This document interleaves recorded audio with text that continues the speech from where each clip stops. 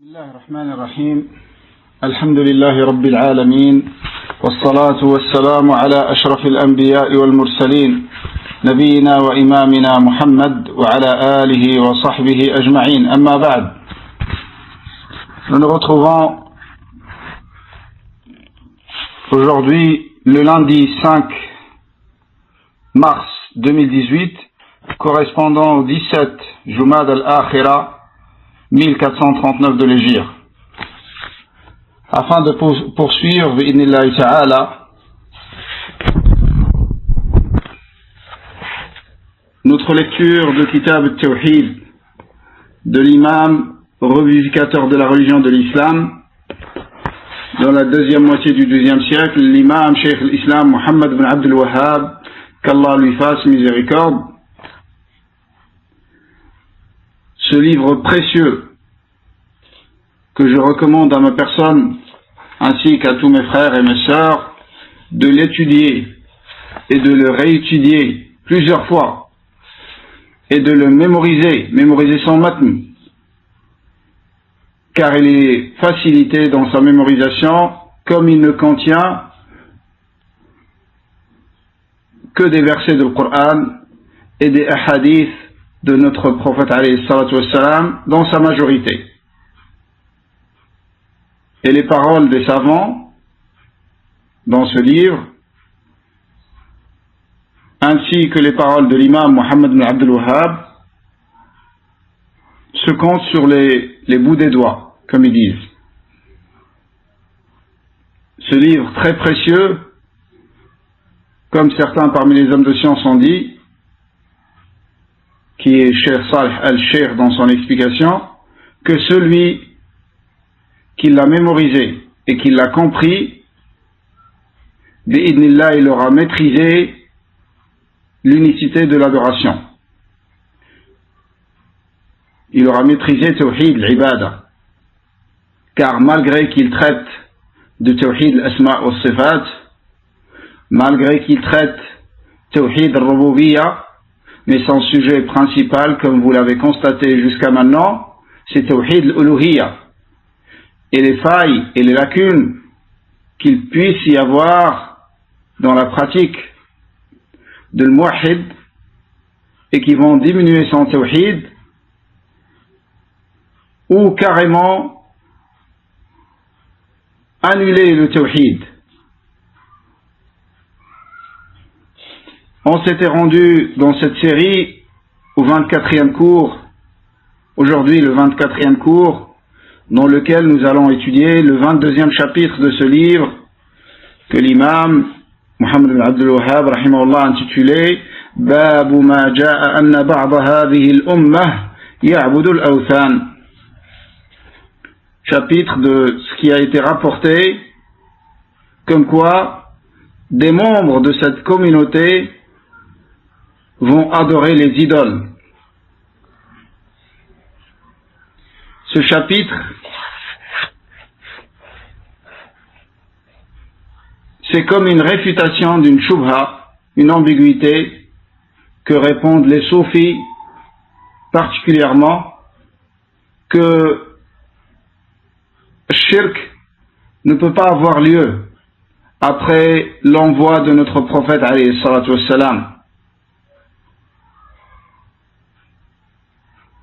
Ça, c'est une shubha qui peut choquer celui qui voit la réalité et celui qui connaît la situation des gens de notre époque. Et ce qui est plus choquant, c'est de se baser sur des dalils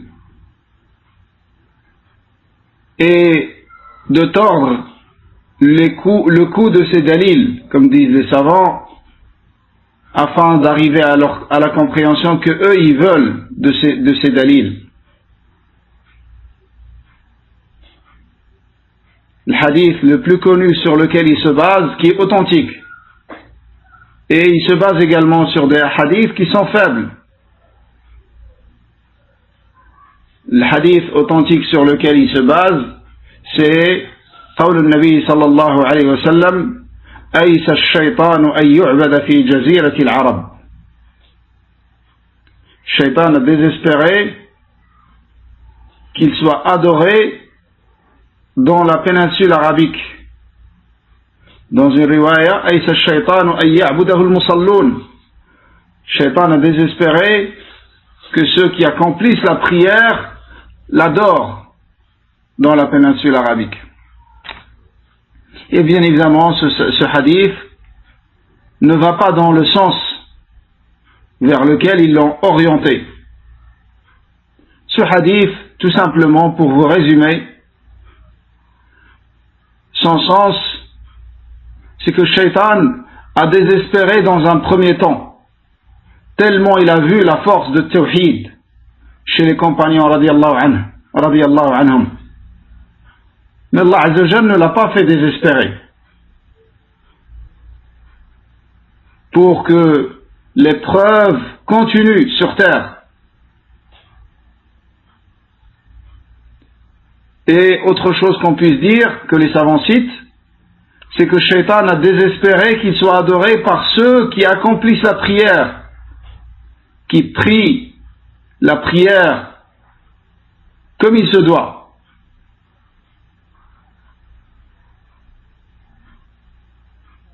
Et non pas par tous les musulmans. Et de toute manière, cette shubha, on peut la rejeter, la réfuter, rien qu'avec la réalité des gens. Et à quel point le shirk est répandu dans les pays de l'islam. Donc l'imam Muhammad ibn Abdul Wahhab, il a fait ce chapitre afin de réfuter cette shubha.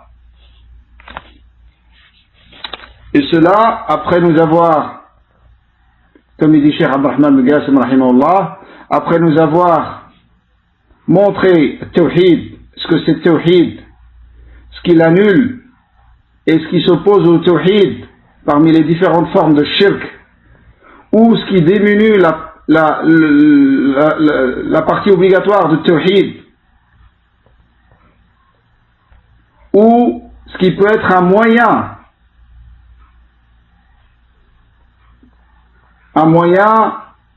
vers le shirk. Ensuite, il a fait ce chapitre pour nous montrer que le shirk aura lieu dans cette communauté. Et la communauté ici, comme on va le voir, c'est pas la communauté de da'wa. C'est pas les mécréants. Car la communauté, comme vous la lisez dans les textes, ça peut signifier un sens général qui est tous les humains et tous les djinns. Et un sens plus restreint, la communauté désigne la communauté de ceux qui ont suivi le prophète alayhi salam et qui ont cru en lui, ce qu'on appelle ummat al-istijaba. Ceux qui ont répondu favorablement à l'appel du prophète alayhi salam, à sa da'wa, qui ont accepté sa da'wa. Et le sens général, ça englobe ceux qui ont accepté et ceux qui n'ont pas accepté la da'wa du prophète alayhi salam parmi les différentes catégories de mécréants.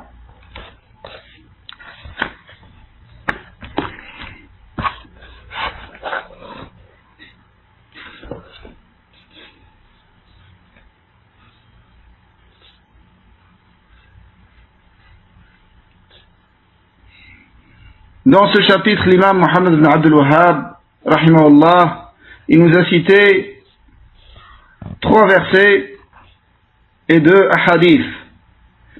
Le premier verset, قوله تعالى ألم تر إلى الذين أوتوا نصيبا من الكتاب يؤمنون بالجبت والطاغوت ويقولون للذين كفروا هؤلاء أهدى من الذين آمنوا سبيلا.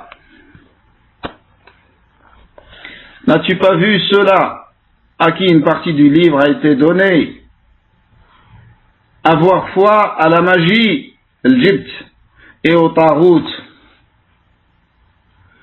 Et ils disent à ceux qui ont mécru qu'ils sont mieux guidés que les croyants.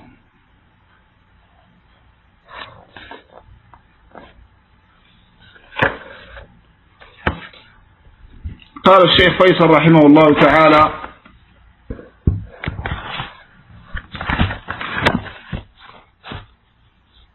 pour ceux qui assistent pour la première fois, le livre qu'on est en train de lire, c'est Kitab Tawhid, avec le commentaire de Cheikh Al-Allama Faisal bin Abd al-Aziz Al-Mubarak rahimahullah ta'ala, connu avec le nom du juge de Al-Jawf, car il était juge dans Al-Jawf, il était juge dans plusieurs régions, mais la région dans laquelle il s'est établi rahimahullah, et dans laquelle il a propagé la science d'une manière remarquable, c'était la région de Al-Jawf.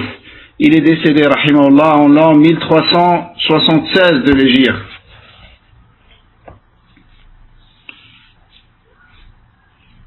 قال باب ما جاء أن بعض هذه الأمة يعبد الأوثان والوثن يطلق على كل ما يعبد من دون الله.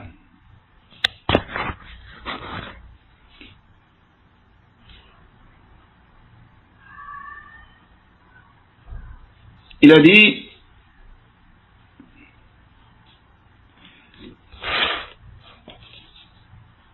par rapport à ce chapitre que certains de cette communauté vont adorer les idoles. Il a dit al-wathan, l'idole, ça se dit de tout ce qui est adoré en dehors d'Allah Azza wa Jal. Al-wathan, ça se dit de tout ce qui est adoré en dehors d'Allah Azza wa Jal. Min al-asnam wal-qubur wa ghayriha, que ce soit parmi les statues ou les tombes ou autres.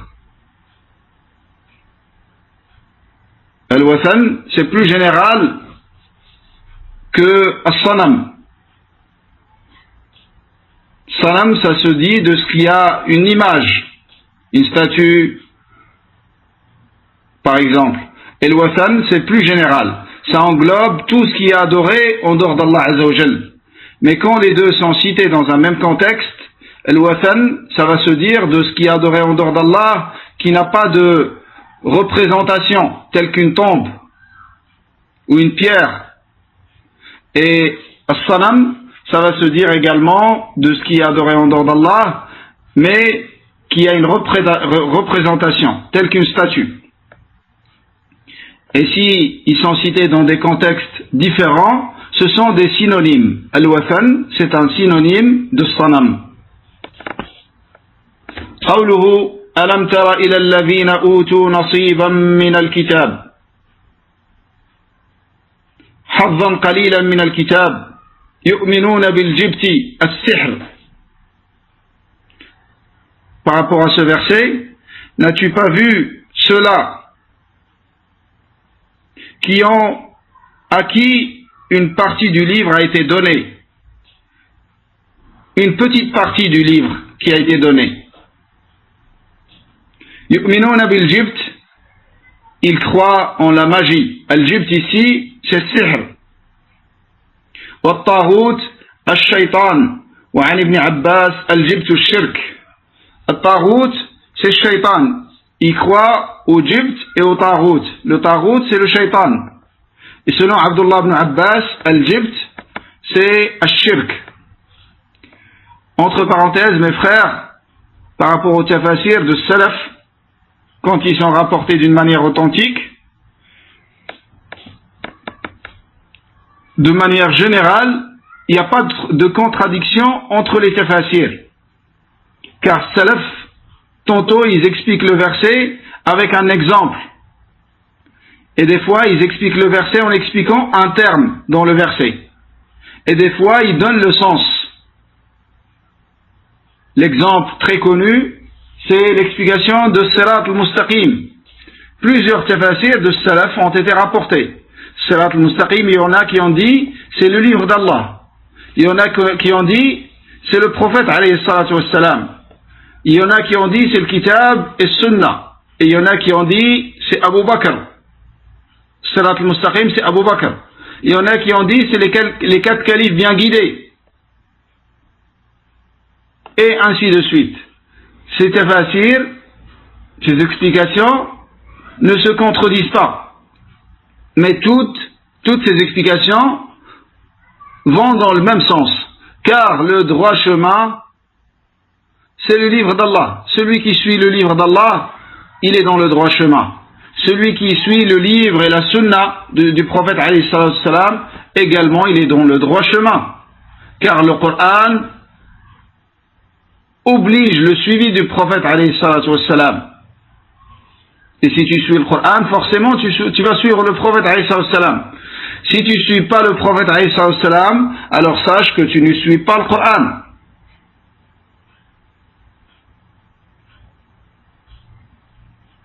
Et ceux qui ont dit Abu Bakr radiallahu anhu, également ça va dans le même sens. Car Abu Bakr, il ne suit pas autre chose que le livre d'Allah et la sunna de son prophète alayhi salatu wassalam. Et ceux qui ont dit les califes bien guidés, également c'est dans le même sens. Donc ici, la parole d'Abdullah ibn Abbas, il dit, radiallahu anhuma, il dit que Al-Jibt, c'est shirk, l'associationnisme. Est-ce qu'il y a une contradiction entre l'associationnisme et sihr? Non. Car sihr, c'est une mécréance.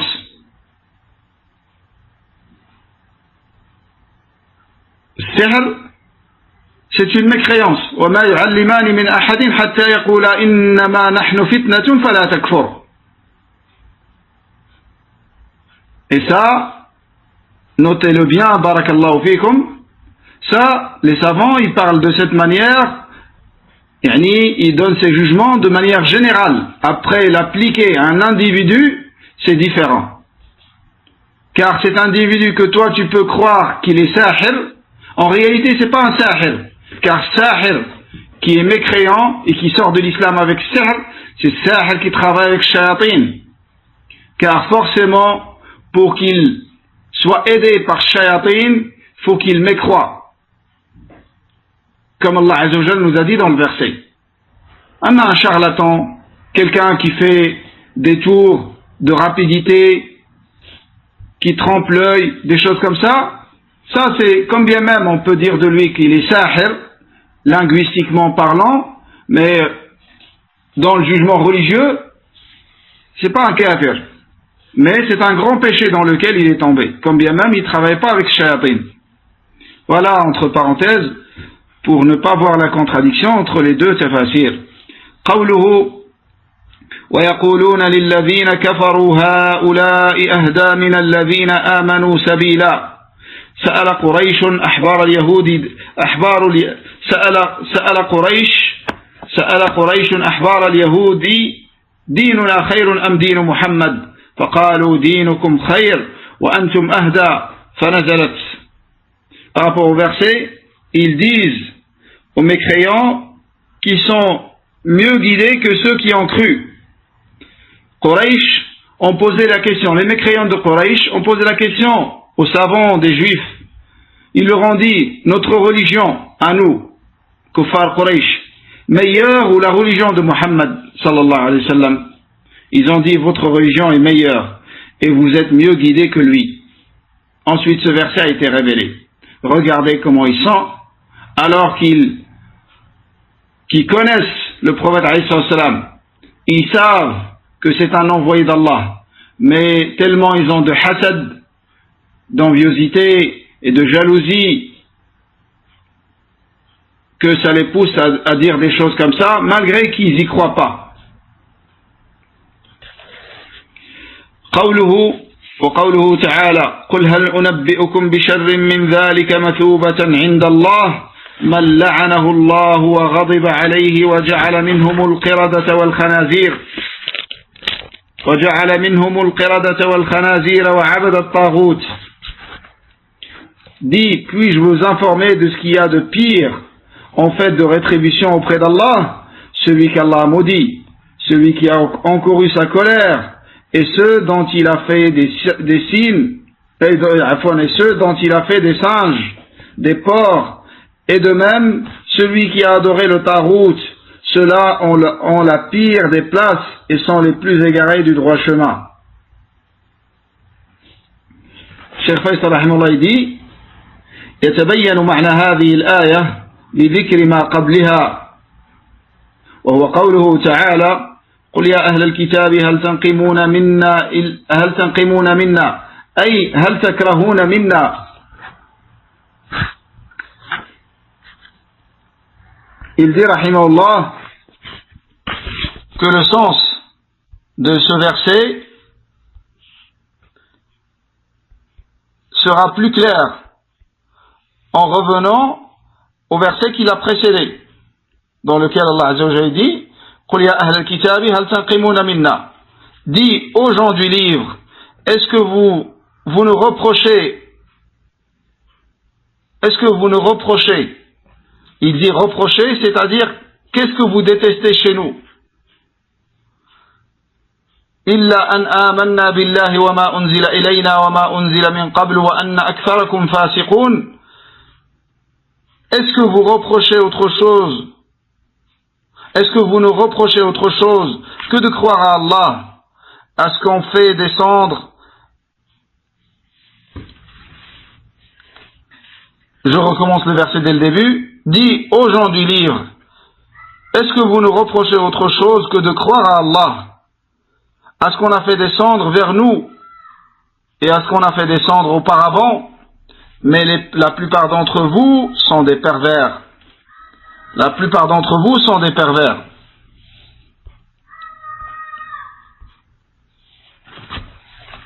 Il dit Cheikh Faisal rahimahullah, أي هل كرهتم منا إلا إيماننا وفسقكم أي إن كرهتم إيماننا وأنتم تعلمون أن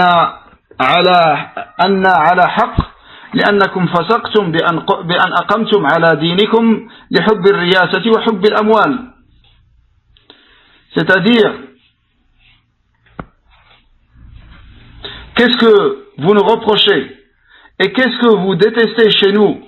Est-ce autre chose que le fait qu'on a cru en ce qui nous a été révélé et que vous êtes des déviants et des pervers? C'est-à-dire, si vous avez détesté notre foi en Allah, alors que vous savez qu'on est dans la vérité, ceci est dû à votre perversité, et que vous êtes restés sur votre religion égarée et falsifiée, par amour du statut, et par amour du pouvoir, et par amour de l'argent ou les bienfaits de ce monde. قال ابن عباس أتى النبي صلى الله عليه وسلم نفر من اليهود أبو ياسر بن أخطب ورافع بن أبي رافع وغيرهما فسألوه عمن يؤمن به من الرسل. Il a rapporté ce hadith de Abdullah ibn Abbas. Il a dit que des gens parmi les juifs sont venus voir le prophète alayhi salatu wassalam. Parmi eux, il y avait Ibn Akhtab, Abu Yasir, et il y avait également Rafi' ibn Abi Rafi' et autres que ces deux qui sont cités. Ils lui ont posé la question sur les messagers auxquels ils croient. فقال أؤمن بالله وما أنزل إلينا وما أنزل إلى إبراهيم وإسماعيل وإسحاق ويعقوب والأسباط وما أوتي موسى وعيسى وما أوتي النبيون من ربهم لا نفرق بين أحد منهم ونحن له مسلمون.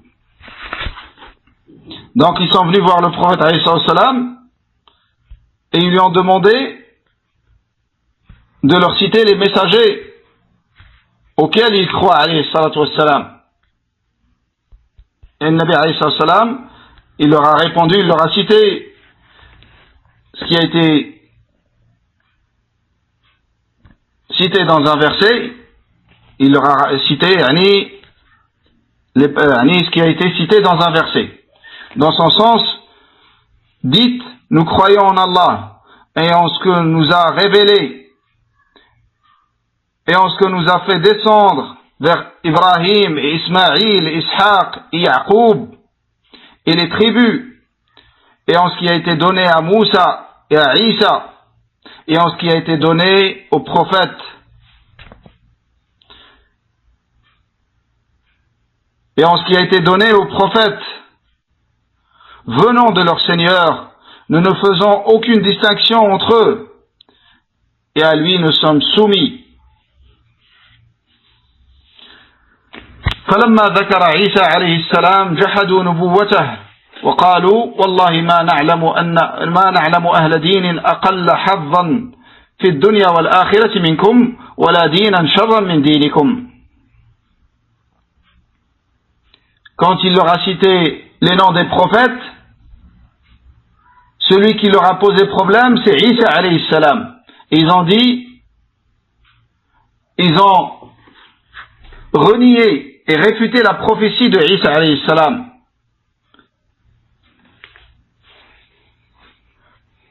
Et ils ont dit, par Allah, nous ne connaissons pas des gens ayant une religion pire que la vôtre. Nous ne connaissons pas des gens ayant une religion pire que la vôtre. Et ensuite, Allah Azza wa Jalla a révélé ce verset qu'on a lu précédemment. قُلْ يَا أَهْلَ الْكِتَابِ هَلْ تَنْقِمُونَ مِنَّا إِلَّا أَنْ آمَنَّا بِاللَّهِ. Dis aux gens du livre, est-ce que vous nous reprochez autre chose que le fait qu'on a cru en Allah et en ce qui nous a été révélé et en ce qui a été révélé avant nous, et la plupart d'entre vous sont des déviants. Qul, dis, c'est-à-dire dis, ô Muhammad, ô mon prophète, hal unabbi'ukum,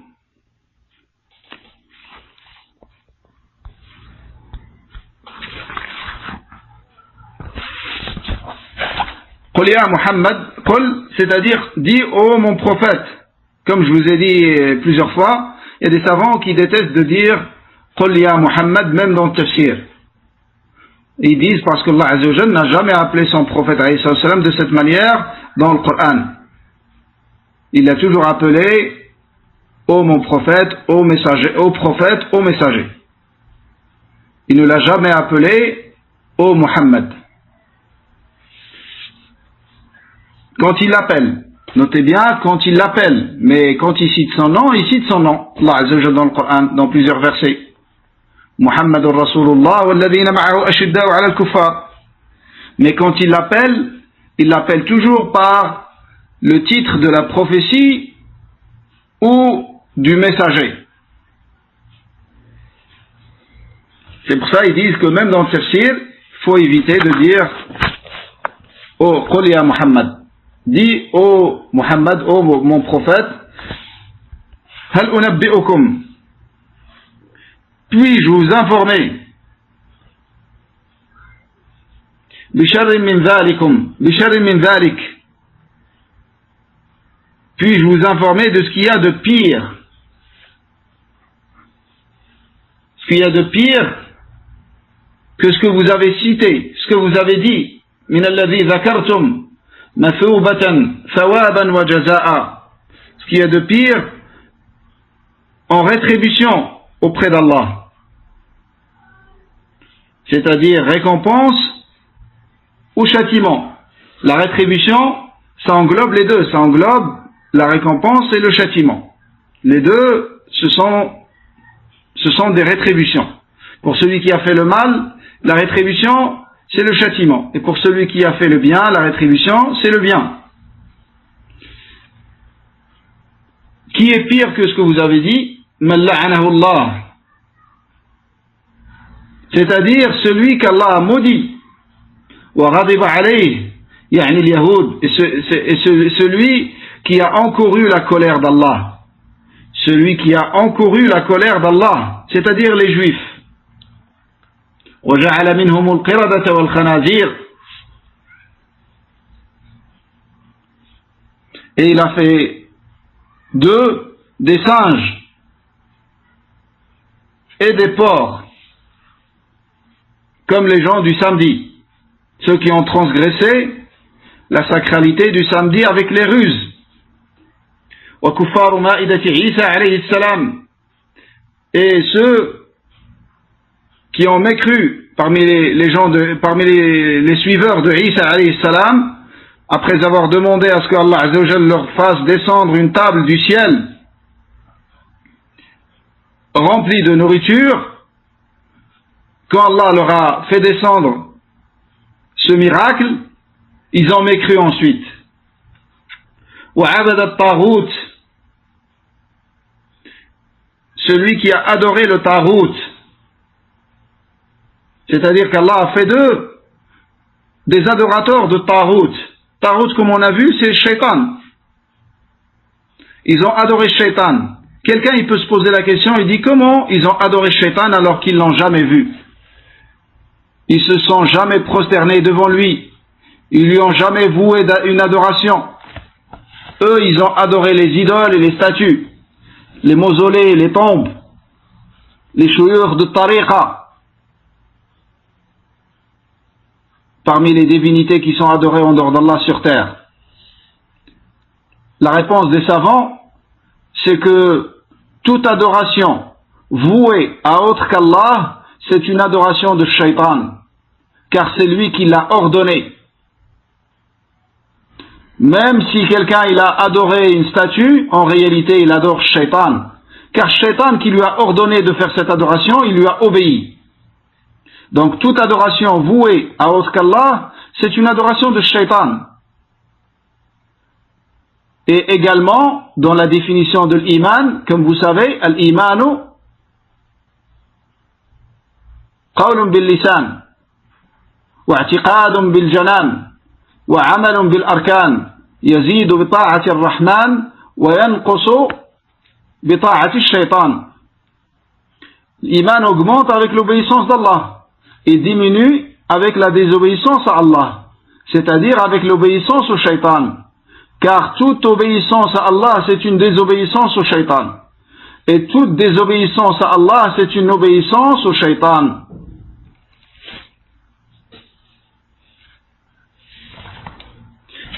Ay ata'a ash-shaytan fima sawwala lahu. Donc ils ont adoré shaitan, ils ont adoré Tarout, car c'est lui qui les a séduits, il les a trompés, il les a appelés à cette désobéissance. أولئك شر مكانا وأضل عن سواء السبيل.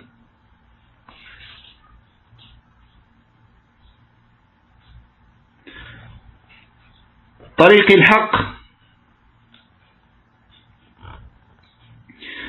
الحق وهذا من باب استعمال أفعال التفضيل فيما ليس في الطرف الآخر له مشاركة كقوله تعالى أصحاب الجنة يومئذ خير مستقرا وأحسن مقيلا. Donc, il dit rahimahullah,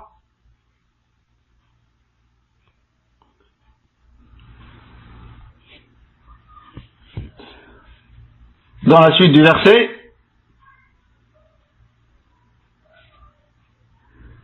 ceux-là, avec toutes les descriptions qui ont précédé, ils ont adoré Tarout, Allah subhanahu wa ta'ala a fait d'eux des singes et des porcs, c'est-à-dire qu'il les a transformés. Entre parenthèses, ceux qui sont transformés en des singes et des porcs, ils ne vivent pas plus que 3 jours, comme ceci a été rapporté dans un hadith authentique. Donc c'est pas possible qu'il y ait une descendance de ces gens-là. Tous ceux qui ont subi le masr, une transformation de la part d'Allah Azza wa Jal, ils ne vivent pas plus de 3 jours. Donc il n'y a pas de descendance, et c'est faux ce que certains croient que certains sont des descendants des singes et des porcs. Ça, c'est pas vrai. Car ils n'ont pas de descendance. Ceux qui sont transformés, ils vivent maximum 3 jours. Donc, ceux-là, dans la description à précéder, qu'est-ce que Allah Azza wa Jalla nous a dit? Il nous a dit أولئك شر مكانا وأضل عن سواء السبيل. Ceux-là ont la pire des places et sont les plus égarés du droit chemin. Ont la pire des places et sont les plus égarés du droit chemin. Ils sont égarés de la voie de la vérité. Et vous constatez que dans le verset, Allah Azza wa Jalla dit أولئك Sharrun. Sharrun, ça veut dire plus. Ils sont plus pires. C'est un superlatif. Et le superlatif, il compare deux choses. Quand tu dis Muhammad est meilleur que Mustafa. Meilleur, c'est un superlatif qui compare Muhammad à Mustafa dans une qualité, et dans les deux ont cette qualité, mais Muhammad a cette qualité d'une manière meilleure. Mais ici, le superlatif, il n'est pas utilisé dans ce sens-là. Ça veut dire qu'il n'y a pas, ils sont plus pires plus pires que eux. Il n'y a pas plus pire que eux. Et ça, c'est dans plusieurs versets dans le Coran. Par exemple, قوله تعالى أصحاب الجنة يومئذ خير مستقرا وأحسن مقيلا. Allah Azza wa Jal, en parlant des gens du paradis, Allah Azza wa Jal, il dit Ashabul Jannah, les gens du paradis seront ce jour-là en meilleure demeure et au plus beau lieu de repos. En meilleure demeure, ça ne veut pas dire que les autres, les gens de l'enfer, seront dans une bonne demeure. Ici, le superlatif, il n'est pas utilisé dans ce sens, dans son sens. Car à la base, le superlatif, c'est pour comparer deux choses qui ont la même caractéristique, la même qualité, mais un dépasse l'autre. Mais ici, non, c'est pas ce sens-là qui est voulu. Les gens du paradis seront dans une meilleure demeure, ça ne veut pas dire que les gens de l'enfer seront dans une bonne demeure, mais les gens du paradis seront meilleurs que eux. Voilà par rapport à ce point que Cheikh Faisal rahimahullah a cité. Ensuite, il a cité l'autre verset, قوله تعالى قال الذين غلبوا على أمرهم لنتخذن عليهم مسجدا.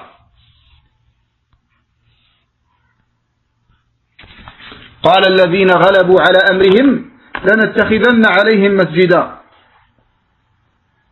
Ceux qui l'emportent dirent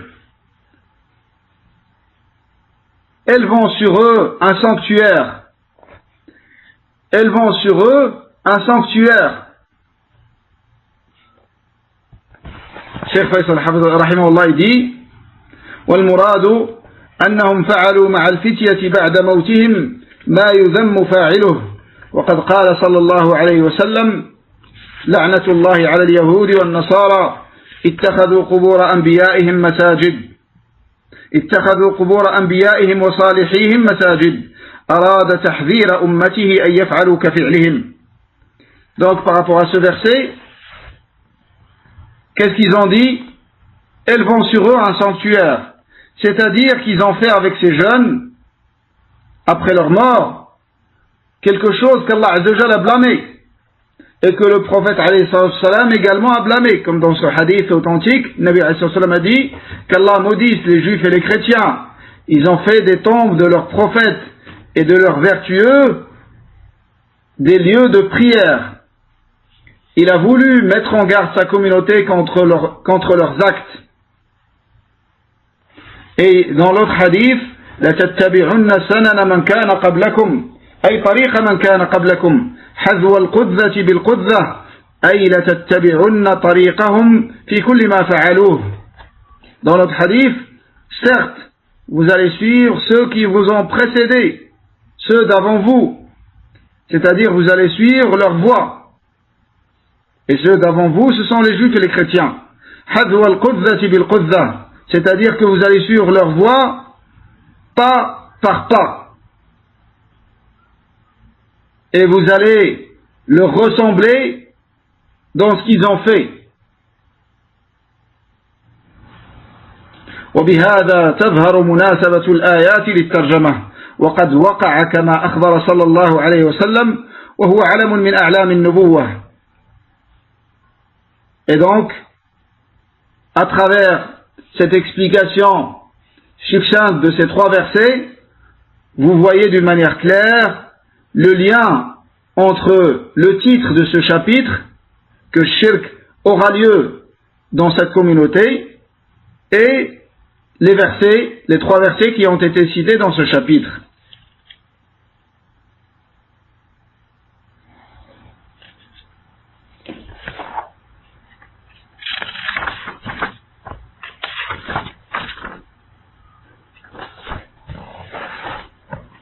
Ensuite, il a commencé, Cheikh Rahimahullah, à expliquer le premier hadith qui a été cité dans ce chapitre, hadith Abu Sa'id al-Khudri radiyallahu anhu. Il a rapporté du messager d'Allah alayhi salatu wassalam qu'il a dit, on va le lire d'abord en arabe, قال لتتبعن سنن من كان قبلكم حذو القذة بالقذة حتى لو دخلوا جحر ضب لدخلتموه قالوا يا رسول الله اليهود والنصارى قال فمن أخرجاه. Donc ça c'est le premier hadith. Selon Abu Sa'id al-Khudri radiyallahu anhu, le messager d'Allah alayhi sallam a dit, certes vous suivrez les voies de ceux qui vous ont précédés, les voies de ceux d'avant vous, comme de parties de l'empennage d'une flèche sont semblables entre elles, et même s'ils devaient entrer dans le trou d'un lézard, vous les y suivrez. Ils dirent au messager d'Allah, est-ce que ce sont les juifs et les chrétiens? Il a répondu, oui. Et qui d'autre? Rapporté par l'imam al-Bukhari et l'imam Muslim.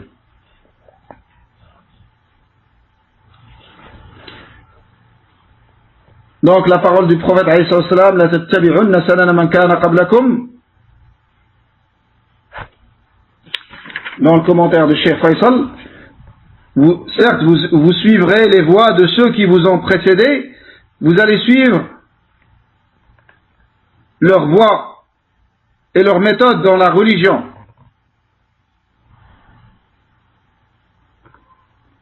Hadwa al-qudzati bil-qudzah. De la main, pas par pas, avec munitie, vous allez les suivre dans les détails, c'est ça le sens. Hadwa al-qudzati bil-qudzah. Al-qudzah, c'est les plumes qu'il place à la fin de la flèche pour lui permettre de garder, de rester toujours dans la même direction et d'atteindre le but et l'objectif qui est visé. Et ça permet à la flèche de garder l'équilibre et de ne pas changer de direction. Donc, bien évidemment, ces flèches, quand elles sont placées à la fin ces plumes, quand elles sont placées à la fin de la flèche, sont placées avec une certaine précision, au point où s'il y a un léger décalage, ça perturbe la flèche dans sa trajectoire. Donc le suivi de ceux d'avant nous sera avec autant de précision que l'emplacement de ces plumes sur la flèche. Et ça, c'est une parabole qui montre à quel point il va y avoir le suivi des juifs et des chrétiens dans leurs pratiques, même si ce sont des pratiques égarées dans leur religion à eux-mêmes déjà, telles que shirk, le plus grand égarement. Et également, vous le constatez dans des pratiques telles que les anniversaires, telles que les fêtes, qui sont considérées comme des innovations dans la religion chrétienne. La fin de l'année, ou Noël, Halloween, les choses comme ça. Ça, c'est des innovations dans leur religion à eux déjà, chez les chrétiens. Et nous, on les imite dans ces fêtes-là. Et combien de fois, tu poses la question à un chrétien, pourquoi tu fêtes ces événements? Il sait même pas. Et subhanallah, on trouve des musulmans dans les pays de l'islam qui les suivent et qui mettent le sapin de Noël et qui mettent les cadeaux pour les enfants et les choses comme ça. Qu'Allah nous ramène tous vers la sunna de son prophète alayhi salam et vers l'authenticité de notre religion.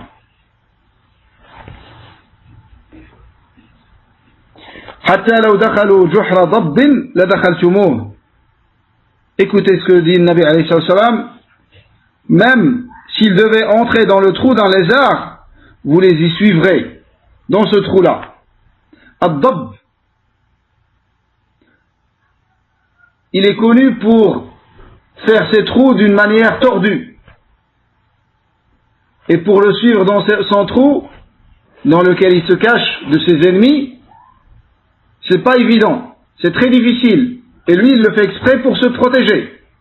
Et regardez, même dans un trou tellement petit et tordu, comme ça, si eux ils rentrent, il va y avoir des gens de cette communauté qui vont les suivre. Et quel intérêt à rentrer dans le trou d'un lézard? Même s'il n'y a aucun intérêt, il va y avoir le suivi aveugle. Wal'iyadu billah. Le suivi rien que pour le suivi.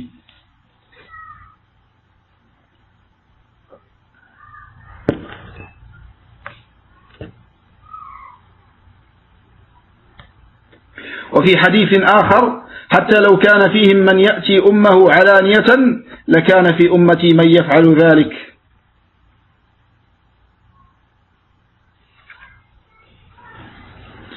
Et dans un autre hadith que Cheikh Faisal rahimahullah a rapporté, Nabi alayhi salam dit, comme bien même vous allez les suivre, comme bien même il y a l'un d'entre eux qui a des rapports sexuels avec sa propre mère en public, il y aura dans ma communauté qui fera de même. Wal'iyadu billah. أراد صلى الله عليه وسلم أن أمته لا تدع شيئا مما كان يفعله اليهود والنصارى إلا فعلته كله لا تترك منه شيئا. Ce que le Nabi alayhi salam il a voulu par ces hadiths, c'est de nous dire que le suivi, l'imitation de ceux d'avant nous parmi les juifs et les chrétiens, il va se trouver dans cette communauté. Et que dans leurs égarements et dans tout ce qu'ils ont fait, il va y avoir des individus, des membres de cette communauté qui vont les suivre. ولهذا قال سفيان بن عيينة من فسد من علمائنا ففيه شبه من اليهود ومن فسد من عبادنا ففيه شبه من النصارى. C'est pour ça Sufyan ibn Uyayna rahimahullah il disait, sa parole très connue, il disait, ceux qui ont dévié parmi nos savants, ils ont une ressemblance avec les juifs, et ceux qui ont dévié de nos adorateurs, ils ont une ressemblance avec les chrétiens. Les juifs parce qu'ils ont la science, mais ils la mettent pas en pratique, et les chrétiens parce qu'ils adorent Allah beaucoup avec l'ignorance et avec les innovations. قوله قالوا يا رسول الله اليهود والنصارى قال فمن استفهام تقرير أي فمن هم غير أولئك. Ils ont dit au messager d'Allah, les juifs et les chrétiens, il a dit alayhi salam, qui d'autre si c'est pas les juifs et les chrétiens? Ça c'est une interrogation d'affirmation, c'est une interrogation pour affirmer la réponse.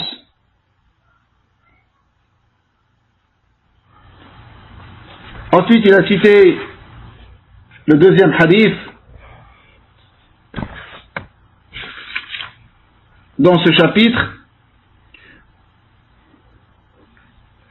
ولمسلم عن ثوبان أن رسول الله صلى الله عليه وسلم قال إن الله زوى لي الأرض فرأيت مشارقها ومغاربها وإن أمتي سيبلغ ملكها ما زوي لي منها وأعطيت الكنزين الأحمر والأبيض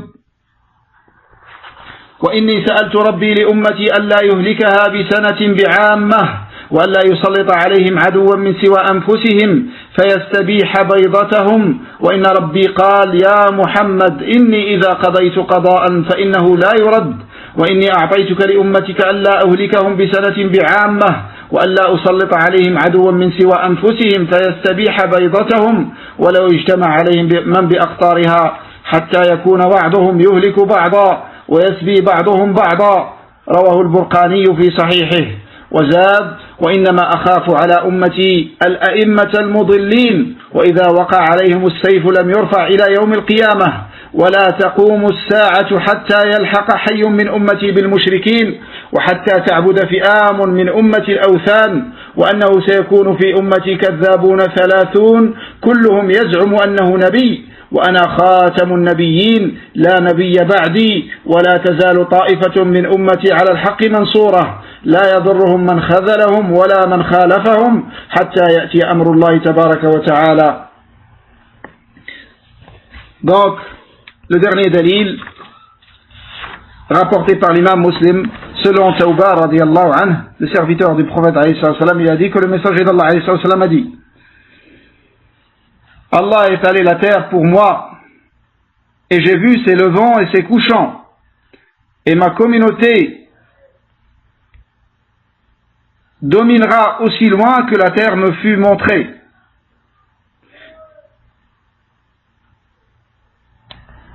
Ils m'ont été donnés les 2 trésors, le rouge et le blanc. J'ai invoqué Allah pour qu'il ne détruise pas ma communauté par une sécheresse générale, ni qu'il ne déverse sur elle un ennemi en dehors d'elle qui viendra occuper ses terres. Mon Seigneur m'a dit: ô Muhammad, lorsque je décrète quelque chose, rien ne peut le repousser. Je t'accorde pour ta communauté qu'elle ne sera pas détruite par une sécheresse générale, et je ne déverserai pas sur elle un ennemi en dehors d'elle qui viendra envahir ses terres, même si tous les peuples des différentes parties du monde se réunissaient contre elle, jusqu'à ce que ses membres s'entretuent et se fassent prisonniers les uns les autres. Al-Barqani a rapporté ce hadith dans son authentique et il a rajouté: et je crains seulement pour ma communauté les imams qui égarent, et si ces membres sont affligés par l'épée entre eux, ils n'en seront pas préservés jusqu'au jour de la résurrection.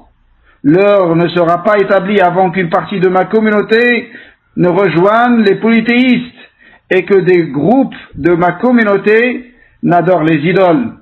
Et il y aura 30 menteurs dans ma communauté, chacun prétendant être un prophète, bien que je suis le dernier des prophètes. Nul prophète ne viendra après moi, mais un groupe de ma communauté s'attachera toujours à la vérité, sera secouru et ne lui nuira pas celui qui l'abandonne, ni celui qui s'oppose à lui, jusqu'à ce que vienne l'ordre d'Allah, béni et élevé soit-il. Donc, Thawba radiallahu anhu, c'est un esclave du prophète, un esclave qui a été affranchi par le prophète alayhi salam. Et il est resté dans la compagnie du prophète alayhi salam jusqu'à sa mort, jusqu'à la mort du prophète alayhi salam, après qu'il l'ait affranchi.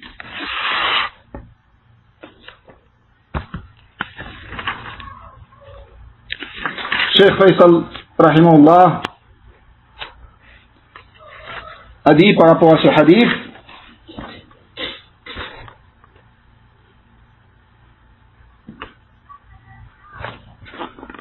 après avoir cité ce hadith, il a rapporté la parole de Al-Qurtubi rahimahullah. Il a dit: هذا الخبر وجد مخبره كما قال صلى الله عليه وسلم وكان ذلك من دلائل نبوته. Il dit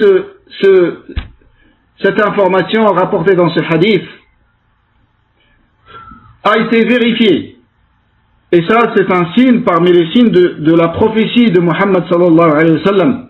وذلك أن ملك أمته اتسع إلى أن بلغ أقصى طنجة الذي هو منتهى عمارة المغرب إلى أقصى المشرق مما وراء خراسان والنهر وكثير من بلاد السند والهند والصغب.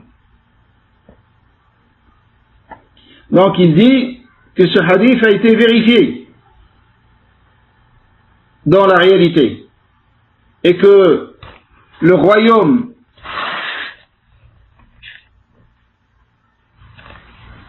de la communauté de Muhammad sallallahu alayhi wa sallam, effectivement,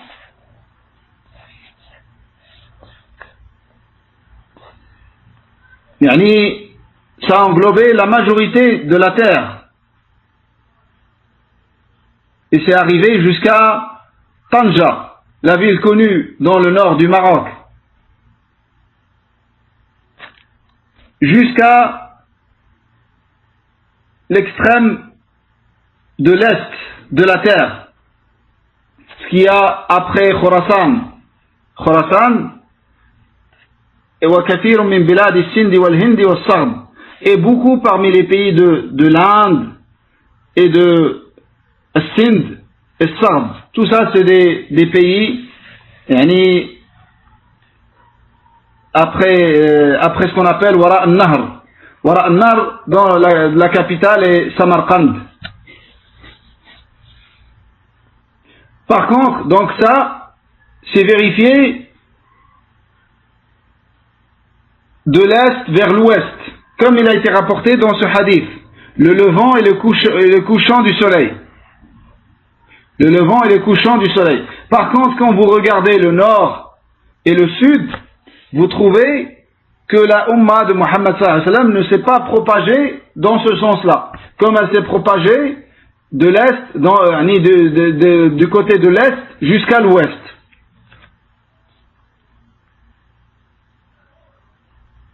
قوله وأعطيت الكنزين الأحمر والأبيض المراد بالأحمر كنز قيصر ملك الروم والأبيض كنز كسرى ملك الفرس وقد افتتح المسلمون بلادهما وأنفقوا كنوزهما في سبيل الله.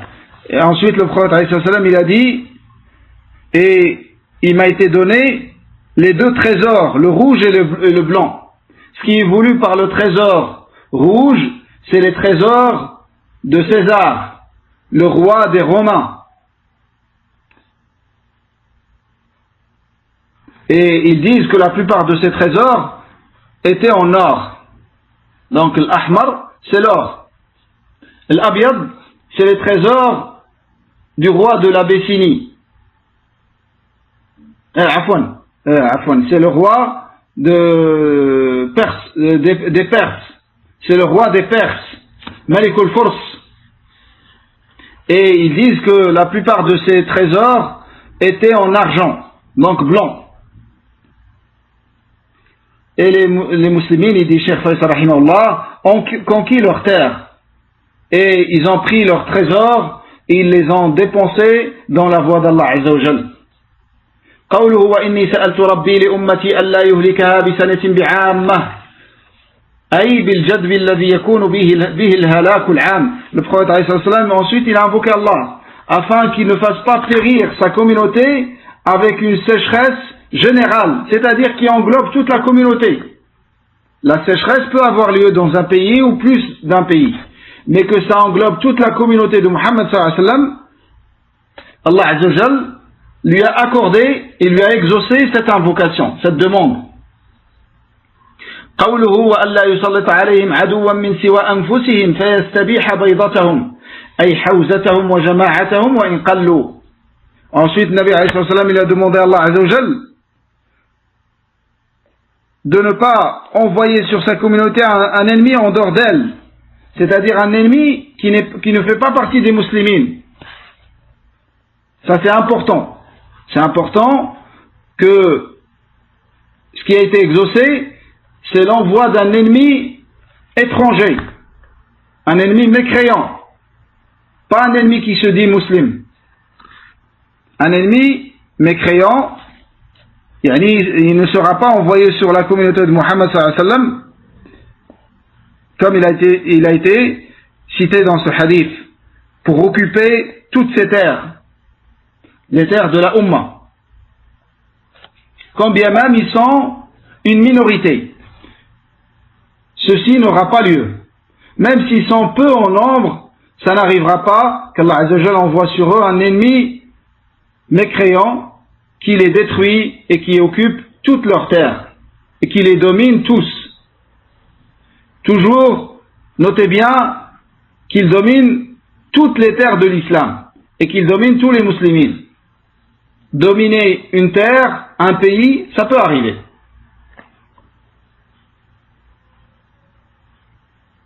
قوله وإن ربي قال يا محمد. Ensuite, il a cité ce que Nabi alayhi salam a dit, ce qu'Allah azza wa jalla a répondu à son prophète alayhi salam, il lui a dit, ô Muhammad, lorsque je décrète quelque chose, rien ne peut la repousser. Je t'accorde pour ta communauté qu'elle ne sera pas détruite par une sécheresse générale et ne pas envoyer sur elle un ennemi en dehors d'elle qui viendra envahir toutes ces terres. Même si tous les peuples des différentes parties du monde se réunissaient contre elle, jusqu'à ce que ses membres s'entretuent et se fassent prisonniers les uns les autres. Par contre, ça peut arriver. Et ça arrive, même à notre époque.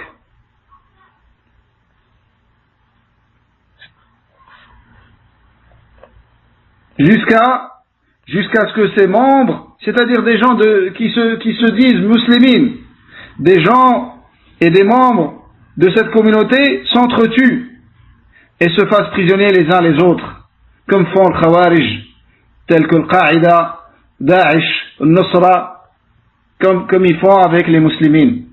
Qu'Allah éloigne leur mal de tous les musulmans.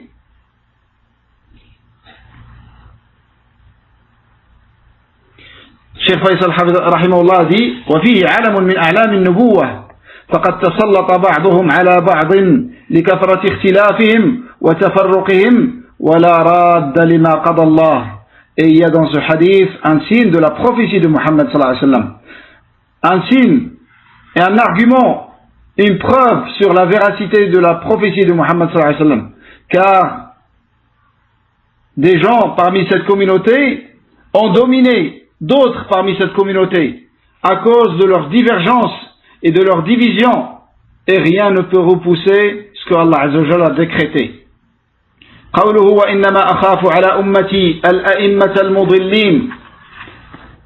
Ensuite il a cité ce qui a été rajouté par Al-Barqani ou Al-Burqani, comme il nous a dit Cheikh Abdullah Al-Bukhari, les deux sont corrects. On dit Al-Barqani et on dit Al-Burqani. C'est un savant parmi les savants du hadith qui a un sahih, qui a un authentique, une compilation de hadiths authentiques. Et je crains seulement pour ma communauté les imams qui égarent. أي من الأمراء والعلماء والعباد فيحكمون فيهم بالظن والهوى. C'est-à-dire, les imams, ici, qu'est-ce qui est voulu par les imams? C'est-à-dire les émirs, les gouverneurs, les savants et les adorateurs. Tous ceux qui sont suivis et obéis, que ce soit parmi les gouverneurs, ou parmi les hommes de science, ou parmi les adorateurs, soit dit les ascètes, qui vont juger avec la passion et avec autre que la loi d'Allah Azza wa Jal. Ainsi ils vont les égarer. قال تعالى يوم تقلب وجوههم في النار يقولون يا ليتنا أطعنا الله وأطعنا الرسول وقالوا ربنا إنا أطعنا سادتنا وكبراءنا فأضلونا السبيل ربنا آتهم ضعفين من العذاب والعنهم لعنا كبيرا. Comme Allah Azza wa Jal dit dans ce verset, dans son sens approximatif, le jour où leurs visages seront tournés et retournés dans le feu, ils diront « Hélas pour nous, si seulement nous avions obéi à Allah et obéi aux messagers. » Et ils dirent « Seigneur, nous avons obéi à nos chefs et à nos grands, c'est donc eux qui nous ont égarés du sentier. » Ô notre Seigneur, inflige-leur 2 fois le châtiment et maudis-les d'une grande malédiction. وعن زياد بن حذير قال لعمر رضي الله عنه هل تعرف ما يهدم الإسلام؟ قلت لا. قال يهدمه زلة العالم وجدال المنافق بالكتاب وحكم الأئمة المضلين. Donc selon Ziyad ibn Hudayr, il a dit, Omar radiyallahu anhu m'a dit, est-ce que tu sais qu'est-ce qui détruit l'islam? J'ai dit non. Il a dit, il le détruit, il le démolit, l'erreur du savant et le débat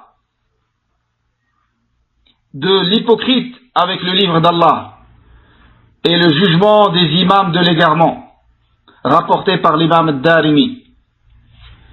قوله وإذا وقع عليهم السيف لم يرفع إلى يوم القيامة. Et si ces morts sont affligés par l'épée entre eux, ils ne seront pas préservés jusqu'au jour de la résurrection. وكذلك وقع كما أخبر صلى الله عليه وسلم فإن السيف لما وقع بقتل عثمان رضي الله عنه لم يرفع وكذلك يكون إلى يوم القيامة ولكن قد يكثر تارة ويقل أخرى ويكون في جهة ويرتفع عن أخرى. Il dit que ça également s'est arrivé exactement comme il a informé le prophète alayhi salam. Une fois qu'il y a eu le meurtre et l'usage de l'épée dans cette communauté, et c'était avec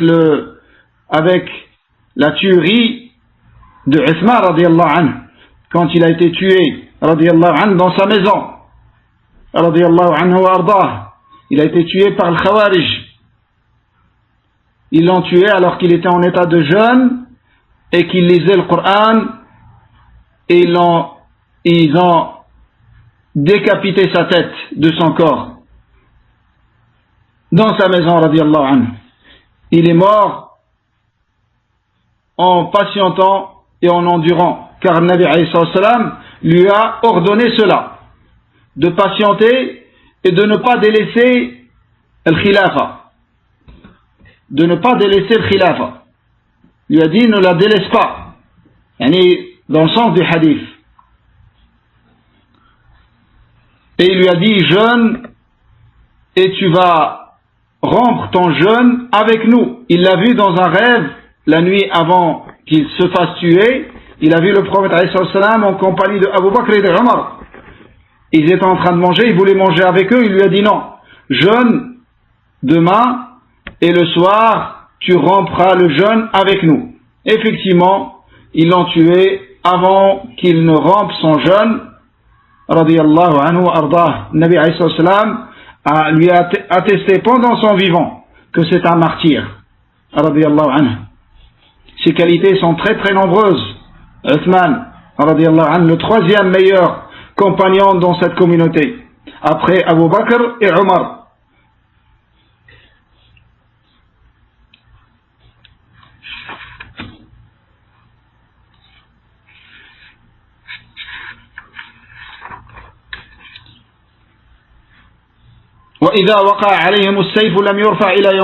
Donc ça c'est arrivé également, comme il a dit le Nabi alayhi salam, avec le meurtre de Uthman radiyallahu anhu quand ils l'ont tué dans sa maison, et le meurtre n'a cessé depuis qu'ils ont tué Uthman radiyallahu anhu. Mais des fois il se répand plus que à une époque il va se répandre plus qu'à une autre, et à des endroits il va se répandre plus que dans d'autres. قوله ولا تقوم الساعة حتى يلحق حي من أمتي بالمشركين وحتى تعبد فئام من أمة الأوثان.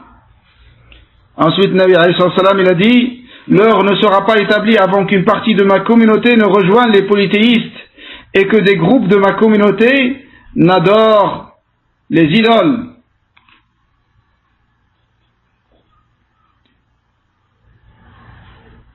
Donc l'heure, il a dit الحي بطن من بطون العرب يجمع قبائل وفي رواية أبي داود حتى يلحق قبائل من أمتي بالمشركين والفئام الجماعات الكثيرة. L'heure ne sera pas établie avant que le hayy, ça englobe plusieurs tribus chez les Arabes. Chez les Arabes, vous trouvez les tribus. Et dans un hayy, il va y avoir plusieurs tribus. Dans la version de Abu Daoud, jusqu'à ce que des tribus de ma communauté rejoignent les polythéistes. Et le fi'am, c'est les groupes nombreux. Les groupes nombreux.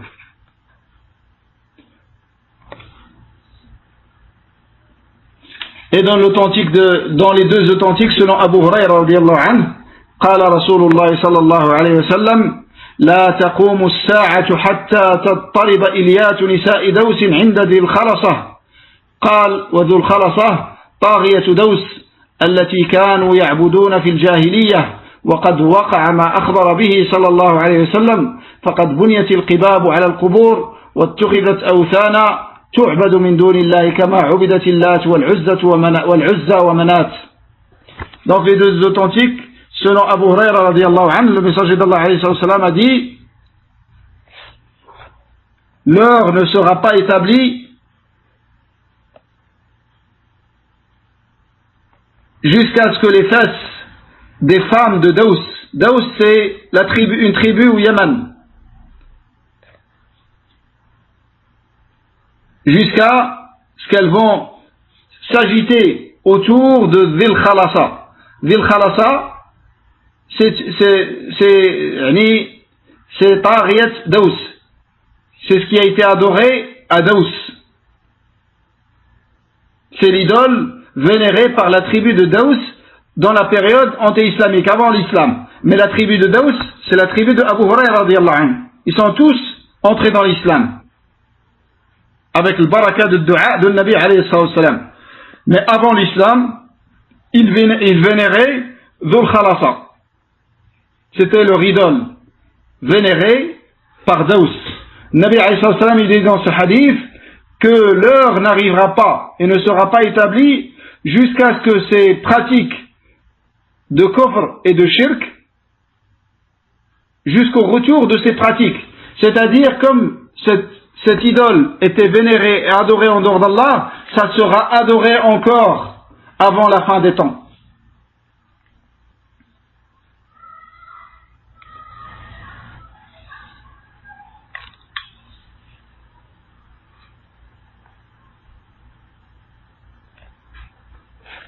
Ensuite, Nabi alayhi salam a dit: وَإِنَّهُ سَيَكُونُ فِي أُمَّتِي كَذَّابُونَ ثَلَاثُونَ كُلُّهُمْ يَزْعُمُ أَنَّهُ نَبِيٌّ وَأَنَا خَاتَمُ النَّبِيِّينَ لَا نَبِيَّ بَعْدِي. Et ensuite il a dit: et il y aura 30 menteurs dans ma communauté. Menteurs ou imposteurs. Dans ma communauté, chacun prétend être un prophète, bien que je suis le dernier des prophètes. Nul prophète ne viendra après moi. المراد بهؤلاء الكذابين من قامت له شوكة كمسيلمة والأسود العنسي وسجاح والمختار وأمثالهم وليس المراد من ادعى النبوة مطلقا فإنهم كثيرون لكن غالبهم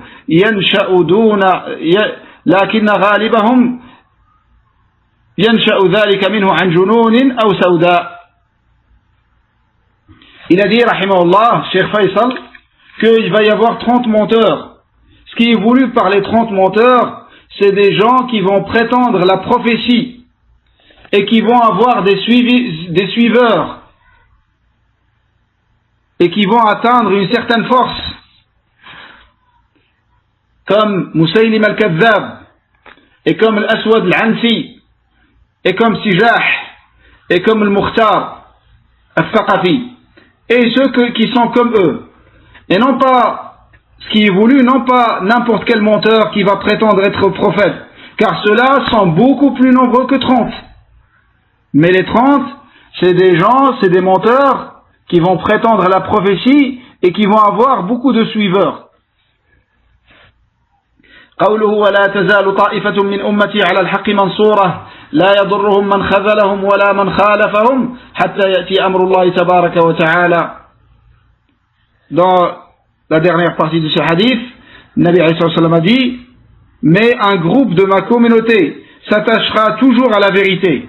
Et ça, c'est une bonne nouvelle pour Al-Sunnah wal-Jama'a, pour Al-Hadith, malgré qu'ils soient peu nombreux, mais ils ont cette bonne nouvelle annoncée de la bouche de notre prophète bien-aimé alayhi salatu wassalam. Une petite partie de ma communauté s'attachera toujours à la vérité. c'est-à-dire qu'il n'y aura pas une époque dans laquelle il n'y aura personne parmi Al-Sunnah wal-Jama'a sur terre. Il y aura toujours Al-Sunnah wal-Jama'a, il y aura toujours le Muwahhidin sur terre. Et le jour où il n'y aura plus de Tawhid, plus de Muwahhid sur terre, ce jour-là, c'est la fin des temps. Ce jour-là, c'est la fin des temps, comme on l'a vu dans les chapitres qui ont précédé. La fin des temps n'arrivera pas jusqu'à ce qu'il n'y ait plus personne sur terre qui dit La ilaha illallah, plus de Muwahhid sur terre. Et ce petit groupe sera secouru par qui? Par Allah subhanahu wa ta'ala. Et ne lui nuira pas celui qui l'abandonne, ni celui qui s'oppose à lui.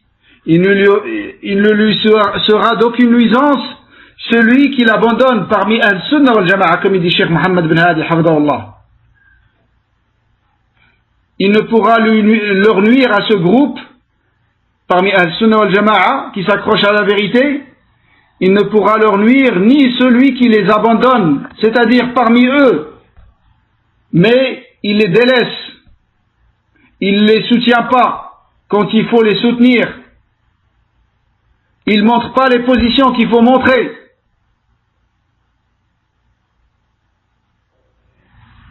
Ni celui qui s'oppose à eux, parmi les innovateurs et le kuffar.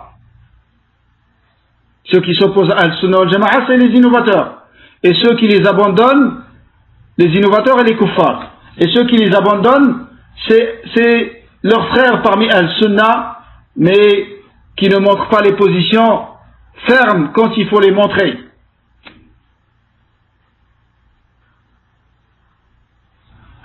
Et ceci continuera jusqu'à ce que vienne l'ordre d'Allah.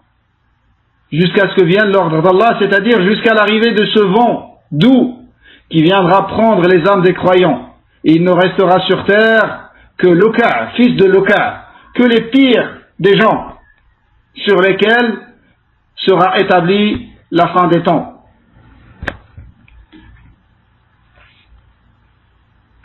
قال ابن المبارك وغيره الطائفة المنصورة هم أهل الحديث. Ibn al-Mubarak et d'autres savants, Ibn al-Mubarak c'est le grand tabi'i que vous connaissez, et d'autres savants ont dit la même parole, sont très nombreux, ceux qui ont dit cette parole. Ils ont expliqué le groupe secouru, le groupe assisté, ils l'ont expliqué par al-hadith. Les gens du hadith qui s'accrochent à la sunna, les gens du hadith parmi les savants, mais également ceux qui les suivent parmi le commun des musulmans, qui suivent la méthode de al-hadith et qui suivent les savants de al-hadith, rentreront dedans comme le précisent les savants. قال النووي رحمه الله يجوز أن تكون الطائفة جماعة متعددة من أنواع المؤمنين ما بين شجاع وبصير بالحرب وفقيه ومحدث ومفسر وقائم بالأمر بالمعروف والنهي عن المنكر وزاهد وعابد. Il dit النووي رحمه الله que le groupe secouru, le groupe assisté, ça peut être plusieurs groupes parmi les croyants, des courageux, et parmi eux qui sont experts dans les techniques de guerre, et parmi eux des juristes, des faqirs, et parmi eux des muhaddithines, et parmi eux des mufassirin, des exégèses du Coran, et parmi eux qui ordonnent le convenable et qui interdisent le blâmable, et parmi eux qui excellent dans l'adoration d'Allah et qui sont plus dans l'ascétisme et dans le délaissement de dunya et qui adorent Allah. Donc c'est plusieurs catégories de mu'minin, et ces qualités peuvent se réunir en un seul homme, comme ça a été dit de certains parmi les salaf, tels que l'imam Ahmad, tels que Cheikh Islam Ibn Taymiyyah rahimahullah et autres parmi les imams suivis. Mais ça ne veut pas dire que tout le groupe, tous les membres du groupe secouru et assisté, sont bons dans les mêmes domaines. Ils ont des points en commun, les bases sur lesquelles ils sont tous d'accord. mais après tu peux trouver que celui-là est meilleur dans Qiyam al-Layl, et l'autre est meilleur dans le jeûne surrogatoire, et l'autre est meilleur dans le jihad, et l'autre est meilleur dans Talab al-Ilm, et l'autre, mais tout, ça va dans le même sens, dans le service de la religion d'Allah Azza wa Jal, avec la compréhension de Salaf, le suivi du livre d'Allah et la sunna de son noble prophète alayhi salam, avec la bonne compréhension, la compréhension de Sahaba radiyallahu anhum. ولا يلزم أن يكونوا مجتمعين في بلد واحد. Et il dit, et c'est pas obligé qu'ils soient tous dans le même pays, tous réunis dans le même pays. Ils peuvent être partagés et répartis dans plusieurs pays. Dans chaque pays, tu trouves parmi Al-Sunnah al-Jama'a ces gens-là. فيجوز أن يجتمعوا في البلد الواحد وأن يكونوا في بعض دون بعض منه وتجوز إخلاء الأرض من بعضهم أولا فأولا إلا أن لا يبقى إلا فرقة واحدة ببلد واحد فإذا انقرضوا جاء أمر الله انتهى والله أعلم. Ensuite, il a dit, Nawawi rahimahullah, et c'est pas obligé qu'ils soient tous réunis dans un seul pays. Ils peuvent être répartis dans plusieurs pays. Comme il se peut qu'ils soient tous dans le même endroit.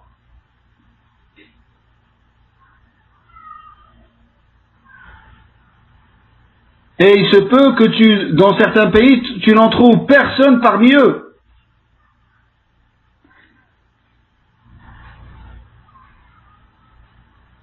Jusqu'à ce que tu ne trouves qu'une partie dans un unique endroit sur terre, jusqu'au point où ils disparaissent de la terre. Il n'y a plus personne parmi eux sur terre, et quand cela arrivera, comme j'ai dit précédemment, arrivera l'ordre d'Allah, qui est la fin des temps. Wallahu a'lam, fin de la parole de Nawawi rahimahullah, avec laquelle Cheikh Faisal rahimahullah a fini ce chapitre qui était un petit peu long. Je demande à Allah Azza wa Jal de nous accorder à tous la science bénéfique et profitable, de nous faciliter les œuvres pieuses et acceptables, de nous aider à améliorer notre comportement et à parfaire notre comportement et suivre le Nabi alayhi salam dans son bon comportement avec les gens. Wallahu ta'ala a'la wa a'lam. Subhanaka Allahumma wa bihamdik. نشهد أن لا إله إلا أنت نستغفرك ونتوب إليك. السلام عليكم ورحمة الله وبركاته.